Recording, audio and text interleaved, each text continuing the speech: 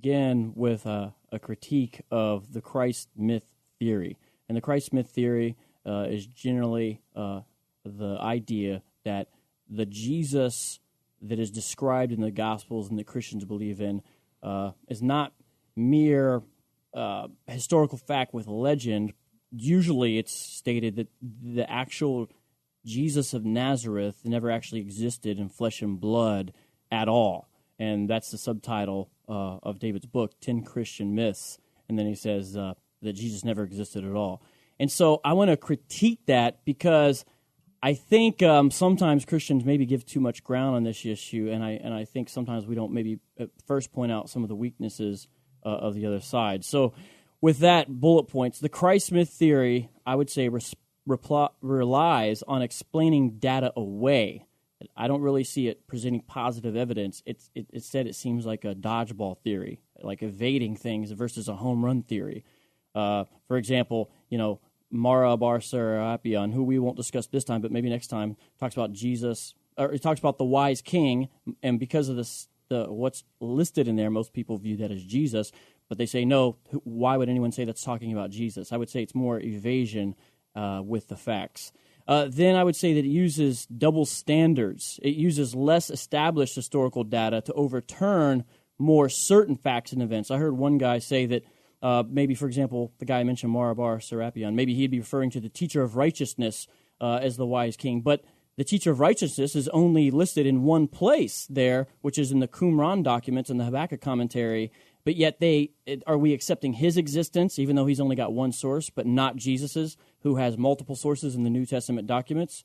I would say, thirdly, that the Christ myth theory makes arguments from silence and other logical fallacies. For example, Mark and John don't mention the virgin birth. Well, I've heard people say, and I believe David said this, say Mark and John don't know about the virgin birth. Well, that just because they didn't mention it, it does not logically follow that they did not know about it. And other logical fallacies, such as the genetic fallacy, which is, well, yeah, most New Testament historians believe Jesus existed, but most of them are Christians and pastors. Well, you could turn that around and say, well, why are most Christ mythers seem to be atheists or agnostics? So just the idea of you'll hear a lot of arguments from silence. I don't think, fourthly, that the Christ myth theory has any plausible or even consensus alternative explanation that really can make sense of church history.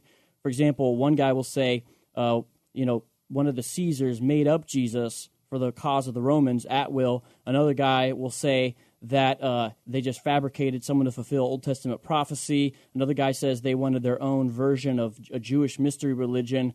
And there's not really a good consensus about what did happen, because we still got to explain the rise of the church. Even if we don't have a historical Jesus, then what did happen? It has to explain the data better. And lastly, the Christ myth theory, I would say, forces an unnaturally paradigm-limiting interpretation of the relevant text, meaning everything has to be read through that lens, and things can't really speak for themselves. So my critique is more for that, because I think that the data we have speaks for itself, and I'd rather answer each one as it comes. But that's sort of my opening for David. All right, out there. David, why don't you respond?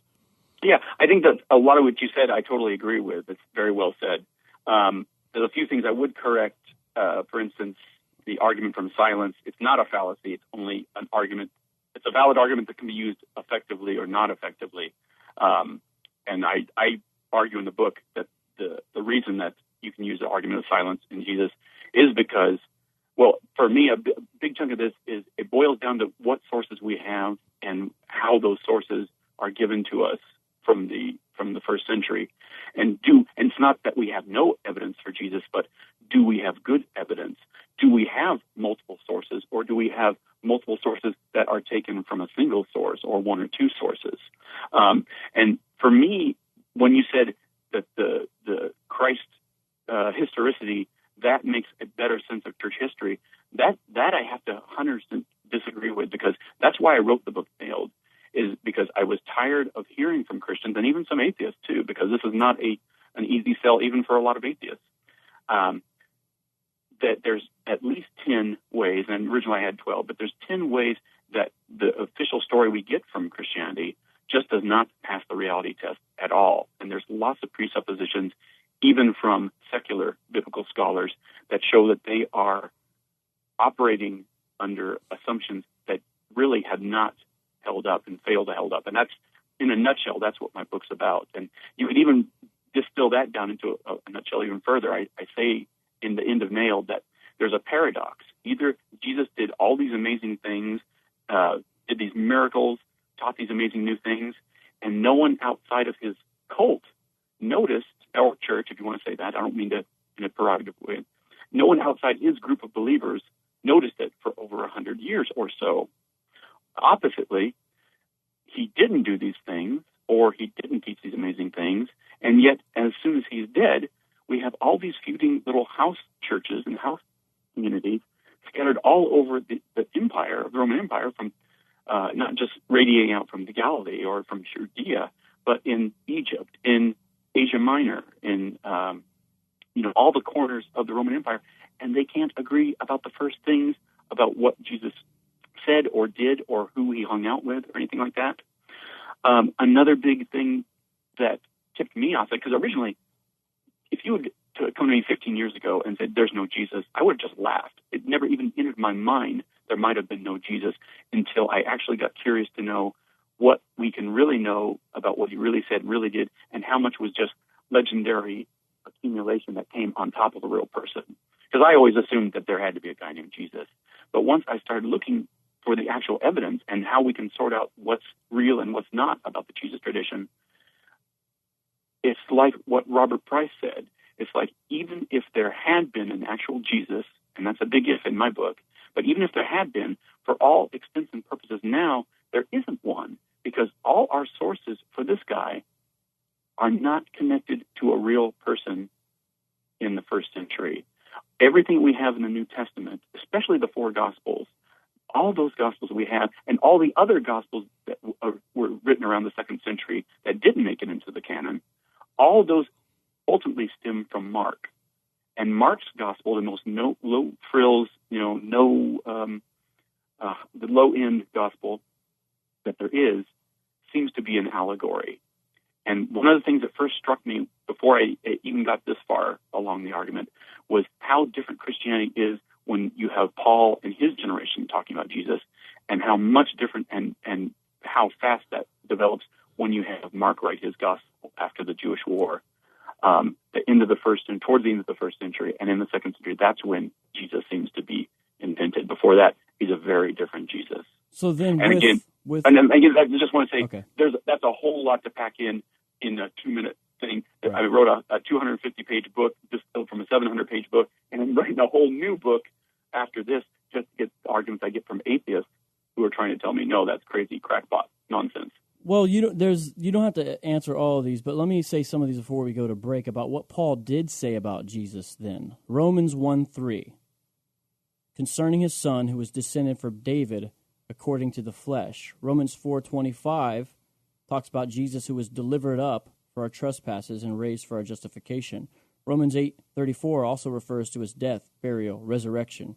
Romans 15:3 refers to his abuse by others, for Christ did not please himself, but as it is written, the reproaches of those who reproached you fell on me. I would even say there's an allusion to Christ's view on taxes when they ask him if they should pay in Romans 13:7. Pay to all what is owed to them, taxes to whom taxes are owed, revenue to whom revenue is owed, respect to whom respect is owed, honor to whom honor is owed. His summary of the command, love others, in Romans 13:9, Paul says the commandments are summed up with this word, love your neighbor as yourself. Jesus' view of ceremonial uncleanness in Romans 14:14. That shows from the book of Romans, which even so-called skeptical scholars accept. I know you can't do all those, but maybe when we come back, you can tackle some of those if you want, David, or take it in what direction you want as far as what Paul said about Jesus. All right, sounds Absolutely. good. But we're discussing his book, Nailed, 10 Christian Myths That Show Jesus Never Existed at All. And that's the topic of our show, did Jesus exist? And at the end of the last segment, Vocab, you started going into some specific things, and one of the things that David listed out was sort of the difference between the Gospels. You can correct me if I'm wrong here, David. Gospel accounts versus things that Paul wrote. And so I guess Vocab was wanting to sort of maybe pinpoint some specific things to discuss here. And so if you want to maybe interact with what was the verse that you had quoted from Vocab? Well, I just listed the Romans passages where Paul says Romans some passage. incidental things about Jesus in history would be my contention. and some that allude to gospel traditions. And I wanted to hear David's response to that. Okay, David? Yeah. Thanks. Whenever we see the first generation of Christianity, as I said before the break, Paul's Jesus and every other Christian before the Gospels written seem to have a very different Jesus than what I see in the Gospels. And what I mean by that is what we see, you nailed some of the verses in Romans, and one of them actually, you included the words that I'm thinking are very important. He says, as it is written, and everything we seem to hear from Paul about what Jesus did or didn't do in his life is, katagraphos, according to Scripture, as it is written, in accordance with the Scriptures. According to Scripture, he was born, lived, and did this. According to Scripture, he did this. That's constantly, and even in Acts, when we see the depiction of the earliest missionaries of Christianity, they are arguing from Scripture to prove what Jesus did or didn't do. And there's nothing wrong with that, but it's very strange if they're doing that to prove what a actual living guy did.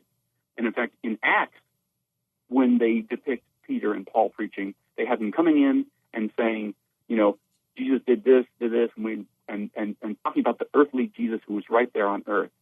But before the Gospels are written, it's exactly the opposite. And everything's kind of phrased in this weird way that Paul has of saying, we know this happened because it's written. It is written according to Scriptures, katagraphos. And the Scriptures tell us that da-da-da-da-da-da-da. He never says anything remotely like, as I was talking to Jesus' good friend Peter the other day, he said, this. There's nothing remotely, even a hint of him having an earthly existence, an earthly career. It's all written in this strangely phrased way. In fact, I argue that everything about Paul's Christ seems to be reflecting a mythological Christ, like Hercules, like these other demigods. Even when he says things that are strange, like Jesus was born of a woman or from the seed of David. I mean, when you say something like he was born of a woman, who do you have to say something like that for anyway, if not a demigod? And when you pick through all these things and try to say, okay, what is he saying about an earthly Jesus? I think we go much, much smaller. There's much, much less that you can point to and say, he's talking about an actual person, not just somebody in like Hercules who did all these things, but in a mythological sense. Right.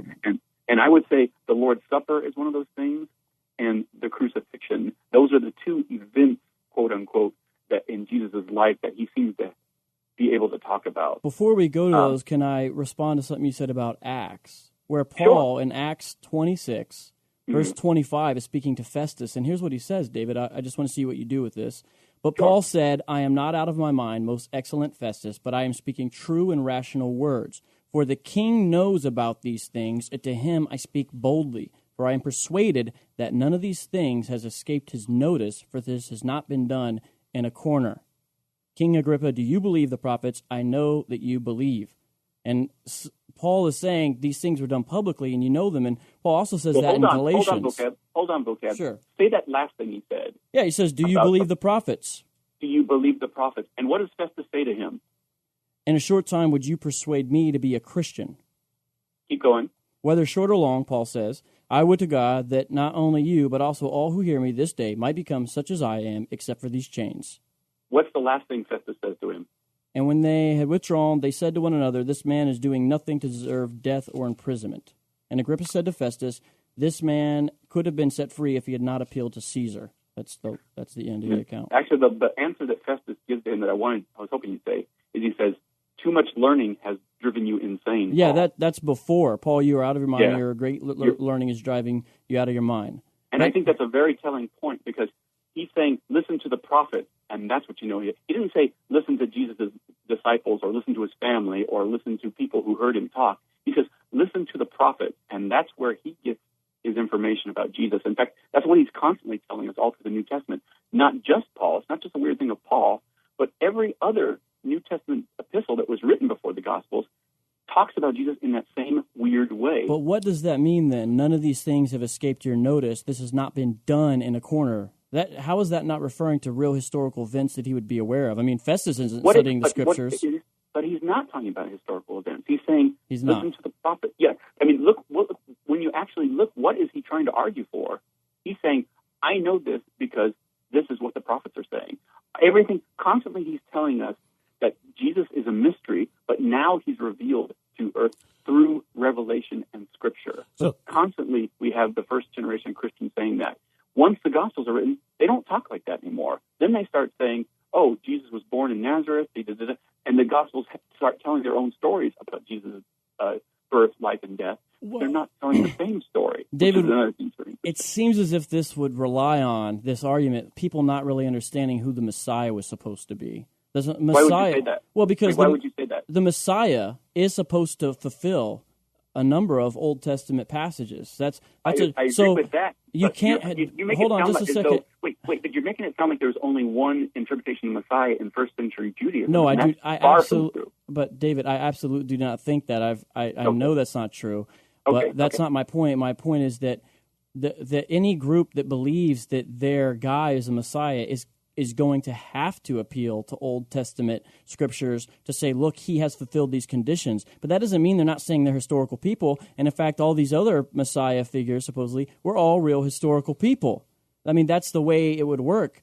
So see, the thing is, you want to either or, but he's saying these things have not escaped your notice. They have not been done in a corner. How is that not referring to public actions? That's not just referring to private scriptures, but he's also saying these things have fulfilled what the prophets wrote. We'll have to let you respond when we come back. Here's the other thing I want to say. Paul is not saying that. Luke is saying that Paul is saying that. And Luke is one of these writers who's coming after the gospel. Discussing that topic, did Jesus exist? And so let's go right to back to David. You wanted to sort of underline the thought you were making at the end of last segment. Yeah, Vocab was making a great point that in the book of Acts, Paul is saying things that sound like he's talking about a real Jesus. And I could kind of argue with that, but the real important point is, even before we go there, is that Paul didn't necessarily say this. Luke is telling us that Paul said that. And that's important to note, too, because in the writings that we actually have before the Gospels were written, no one talks like that, the way Paul is talking in Luke, in Acts, rather. So that's something important to keep in mind. Okay, well, with that, I think, now I understand we may differ on this, but I believe that sure. Paul wrote First Timothy, and in First Timothy, a lot of biblical scholars accept that he didn't write the pastoral epistles. I know. Yeah, I know what they say. I know that there's generally 7 accepted letters, but in 1 Timothy 5:18, Paul does there, to something that Jesus says in the Gospel of Luke. 1 Timothy 5:18 refers to Luke 10:7 as Scripture, in fact, and it has to do with the view about paying ministers, which is a thought paralleled in 1 Corinthians 9:14, where Paul says, in the same way, the Lord commanded that those who proclaim the gospel should get their living by the gospel. And so we see Paul being familiar with what you might call Lutheran tradition. Hold on. Slow it down, Vocab, because here's the thing. You kind of brushed aside the fact that biblical scholars don't think Paul wrote that. And that's a very important point to make. Paul did not write that you're saying. He didn't write 1 Timothy. He didn't write 2 Timothy. He didn't write Titus. Half the books, as you say, that are attributed to him were not written by him. And part of the reason we know that is because they include anachronistic things like church structures that weren't around in Paul's life, or referring to books that weren't around before Paul died. Okay. And this is a perfect example. That's part of the reason we know that Paul didn't write this. I hear you. Because it's referring to Luke. When do you think Acts was written? Acts had to have been written around the same time that Luke was written. Okay. And why don't you think... The ages that we have, and we know Luke was written generations after the fact because that's how it opens up his gospel. The first chapter of Luke starts out by saying, so many people are writing gospels these days, it seems like a good idea to me to go and investigate the story as it's been handed down to our generation. And he claims to be giving us the real story that none of the others. He implies that he's giving the real story none of the other gospels. He also says in verse 3 he interviewed eyewitnesses. That means they would have to still be alive. And here's what I'm saying: if Acts is written, hold on. He says that, but in fact, that's not what he did, is it? Because wait, how do you know the synoptic problem? Do you know the biblical thing called the synoptic problem?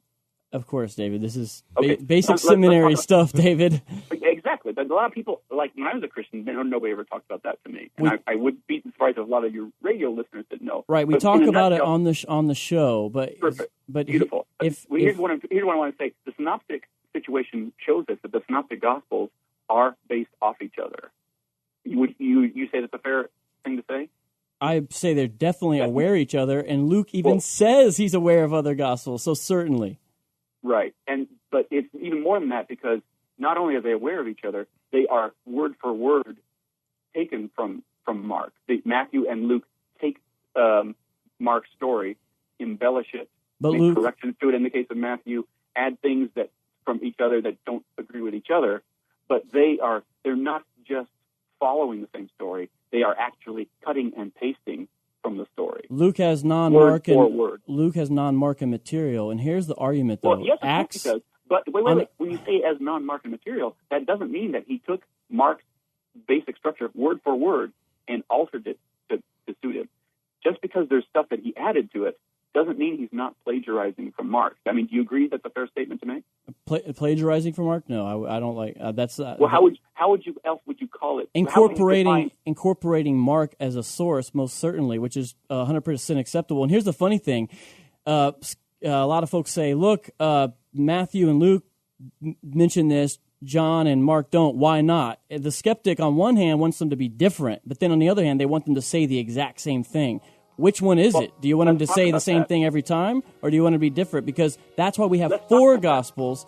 And let's talk about that. I'll let you respond. Do we have four Gospels, or do we have one Gospel that's been altered, and not just by three other authors, but by every other Christian author in the 2nd century? We are on the line with David Fitzgerald, talking about his book, Nailed, 10 Christian Myths That Show Jesus Never Existed at All. And David, first, make sure I just understand. I'm obviously sort of moderating this and tracking with it a little bit here, but hopefully tracking with it a lot. But wanting to ask, I mean, is your contention really sort of the mythological language that's used in by the New Testament writers? The fact that it is sort of mythological language, not stated in a way that you think fits with referring to history, is that sort of a big sticking point for you? It is, and that's a good way to put it. And there's a little more I could say about that to nuance it, because I think there is much more mythological language in the first part of Christianity, the pre-gospel part. Once you actually have the first gospel being written, that changes the whole game, and then nobody starts talking like that anymore.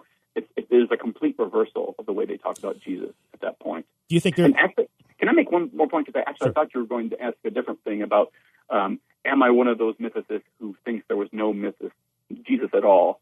Because there's other mythicists who say, like you said, that there was a real person named Jesus, but everything we know about him is made up by the Christians. And then you have guys like Joseph Atwell who's saying, it was all invented by the Romans. And there is a lot of different mythical theories, and you're absolutely right about that.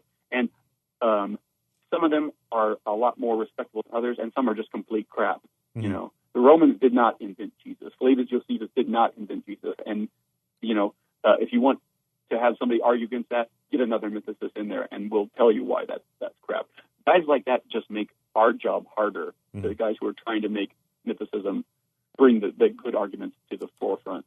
And if you think those are horrible arguments, believe me, I hate them just as much as you do.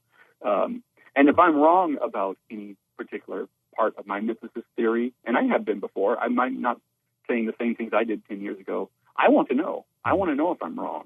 And if I'm, and there are Christians who've actually pointed out things like, Day of the Sea of Galilee is not 7 by 4 miles, it's 7 by 14 miles, and totally caught a typo that had been there from the beginning.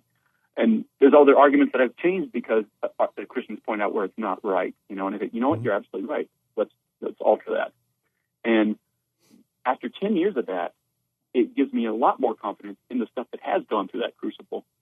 And that I think there is, whether mythicism is right or wrong, at the very least, it deserves to be taken seriously as a historical theory. And I think a lot of biblical scholars, especially ones who work at a religious institution, especially ones who are Christian, I don't think it's an ad hominem to say that that's a tough bias for them to get over. But it's just a simple fact that if you are a Christian biblical scholar, if you, not just your salvation depends on it, which is enough in my book, but your livelihood depends on it, that's going to be a very hard pill for you to say, maybe it's not true. Let's investigate that.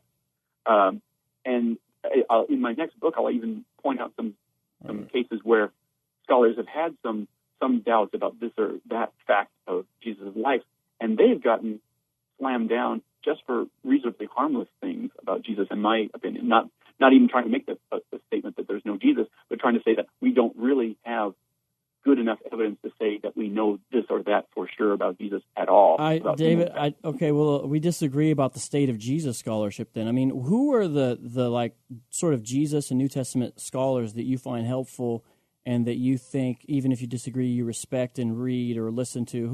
I'm curious about our sort of demographic here. Yeah, well, Bruce Metzger is sort of like the grand dean of biblical scholars. And I think he did some amazing work, some fantastic work. In fact, when I disagree with him, it's usually because I use the arguments of Bruce Metzger to argue against the arguments of Bruce Metzger, because he says things every now and again that are disproven by things he's already, that he's uncovered himself. And I'd say the same thing's true about Bart Ehrman. I know a lot of Christians don't like Bart Ehrman because he tends to pull the curtain on things in biblical scholarship that it seems like fairly unfairly biblical scholars don't want people to know, or they hate it when they get exposed. But my biggest problem with Bart Ehrman, and that said, I mean, I love 99% of everything he's written. I think he does an incredible job. But when he talks about the historical Jesus, his last book, Did Jesus Exist? I didn't expect him to agree with mythicists like me, but I did expect it to be the best argument for historicity. Right. The book's that's not a good book. But Dave, I want to make sure we get some more back and forth. I mean, so Bruce Metzger, he's a New Testament guy. His specialty is textual criticism. And the thing is, I think you're going to have some serious issues with him, because he's got, as a paleography and textual critic guy, he's going to have earlier dates on these writings that your case actually depends upon late dating. Like, you have to late date the Gospels for a lot of this to work. And I think when I've heard some of these interviews, it sounds like you early date a lot of the non-canonical Gospels. But one thing to consider about that is Tatian's. I don't early date the non-canonical. But let me say one thing. Tatian's Diatessaron, which is a compilation of Matthew, Mark, Luke, John put together by a Syriac Christian named Tatian, it contains 4 Gospels. And they're the same ones we have, and those are the ones he tried to blend together. The early church didn't want that. They wanted the 4 to remain distinct. But it shows the early accepted ones. And there's other evidence of how early they are besides the paleography. Slow down, cowboy. Slow down. When you say the early church wanted it, one faction of the early church who came on top wanted it. That's why it came out. When you say anything general like that about the early church, you're talking about a bunch of different movements. I just want to point that out. Okay, Irenaeus, does he not in 180 refer to the 4 Gospels? He's also the first person to refer to those 4 Gospels, and that there could only be 4 Gospels. And that's at the end, like you say, is at the end of the 2nd century, or over 100 and almost 200 years after Christianity was supposed to be begun. And do you know why he says there's only 4 Gospels? Yeah, I've read it. He refers to things that are complete and perfect in nature, like 4 winds and all that. Exactly. But he's drawing an analogy like people of that era did. It doesn't mean that there is that doesn't mean that that discounts the argument, because he argues. You're right. I'm just having fun with that. But here's the thing, though. That means that for almost 200 years, we don't have anyone saying that there's only 4 Gospels. And we also in fact, throughout the 2nd century, we have evidence of many, many, many other Gospels. For instance, the Gospel of Peter, which nobody reads anymore, that was far more popular than the Gospel of Mark. We are very lucky that we still have the Gospel of Mark at all. Yeah, the Gospel of Peter is usually dated around 150. It's one of the earlier ones out of the non-canonical ones. But the thing is, there's other folks. For example, the Muratorian Fragment seems to have in its list all 4 Gospels, none other. And check this out, Marcion, who was a heretic around 140, has in his canon a mutilated version of Luke, and he's in 140. He edited Luke. Wait. Let's talk about that, because his book, the Apocryphon, was based around a version of the Gospel of Luke. Whether it's ours that was switched, or was an earlier or later one, we're not 100% sure. But that's the only Gospel he has in his. And the interesting thing about Marcion is that before Marcion came along and gave us his book of this Christian scripture, or Marcionite scripture, we should call it, that was the first time anybody said, hey, you know what? We should put these together That was the first time. That was like a theological Sputnik that he threw up, and it set off this race for the other churches to create their own. And the other thing with that is that when we find early copies of the gospel, when it has more than one gospel, it's always these 4 gospels attached in these codices, early Christian books. That's not true. That's not true, because you just said, for instance, Marcion doesn't have that early one. We don't have Marcion's. We don't actually have the book that he edited, and so. But we know that he only had the one gospel. But my statement stands, you can't say David. that we always had all 4 gospels. David, go ahead. What I said is, whenever we have copies, these early copies of the gospels, when it has more than one in it. So that's why my statement stands, because of that. When it has more than one, it's Matthew, Mark, Luke, John. There's no other one that is included in these, and we have a preponderance of specifically Matthew, Mark, Luke, John, and there's even the textual physical evidence that I say is a problem. For example, P52, which you're aware of because it was in your book, which has John 18, and I know it's small, but the interesting thing about it is dating it from around 125, you can push it to 150 if you want. It's all the way in Egypt, so shows spread of Christianity, a different provenance, and here's what's so ironic, it has a historical figure in it. Jesus is discussing with Pilate, and that is referred to in 1 Timothy 6 as well, where Paul says, give the good confession like Jesus did before Pilate. John isn't quoting from 1 Timothy. No, I didn't say that. I said, Gospel of John, of course, it's going to have Jesus and Pilate. Well, that's the fragment we happen to have. What do you do with P52? Because that means you've got John early, too. So you've got at least Luke at 140, and you've got John at around 125. Well, no, when you say John is about 125 because of P52, this is something Christians do all the time. No, John is earlier. John is earlier. Listen to what I'm saying. I'm just talking about specifically the papyrus fragment P52. Mm-hmm. Everyone wants to date that around 125. What they ignore is that P52 comes from around 125 at the earliest to around 175 at the oldest, and it could be anywhere in there and probably closer to the middle of the 2nd century, or over 100 years after Christianity began. But you understand, for a copy of John to exist in Egypt, there was something before it.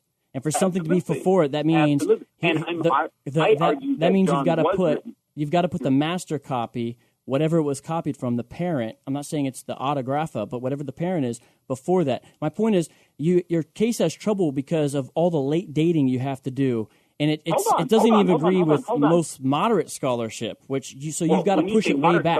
Are you talking moderate Christian scholarship or moderate secular scholarship? Because most secular historians, biblical historians, don't have any problem accepting a later date than what Christians are comfortable with the Gospels.